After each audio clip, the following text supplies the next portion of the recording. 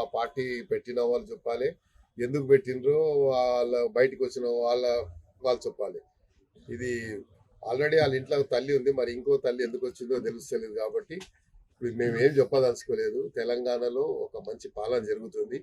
మళ్ళీ వాళ్ళ అన్న మాటలు మాత్రం తీవ్రంగా పరిగణించాల్సి వస్తుంది. ఎందుకంటే ఒక రాక్షస పాలన అన్నారు.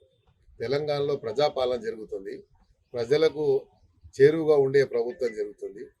ప్రజలకు అందుబాటులో ఉన్నటువంటి ప్రభుత్వం జరుగుతుంది.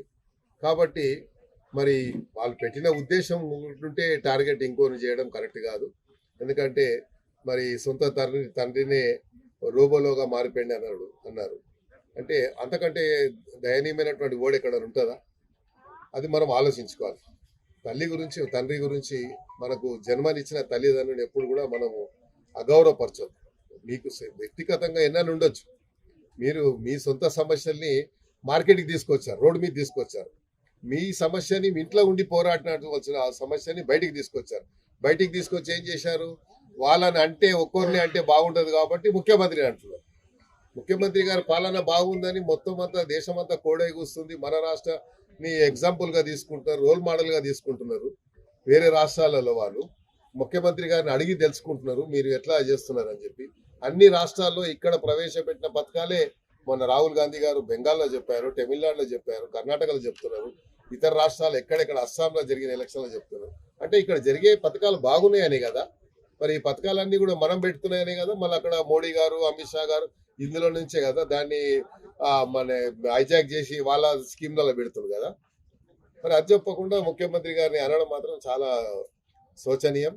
మీ వ్యక్తిగత సమస్యలు ఉంటే మీరు తెలుసుకోవాలి, కానీ బయటికి వచ్చి ముఖ్యమంత్రి గారి ఒక రాక్షస పాలన అని లేకుంటే దుర్మార్గ పాలన అని అనడం కరెక్ట్ కాదు. పేరు చెప్పాలనా అని ఏం పేరు? ఆ పాత పేరే చెప్పింది, మరి కొత్త పేరు ఏం చెప్పింది?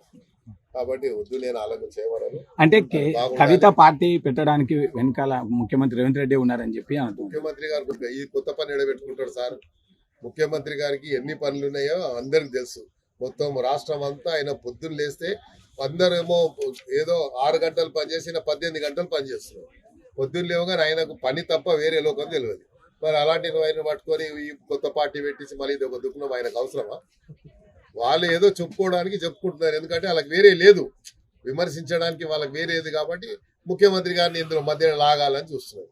ముఖ్యమంత్రి గారు ఇంత ఈజీగా ట్రాప్లో పడతాడా? ముఖ్యమంత్రి గారు అన్ని తెలిసిన వ్యక్తి, అన్ని ఆరితేరిన వ్యక్తి కాబట్టి అంత ఈజీగా మీ ట్రాప్లో పడడు. Thank you.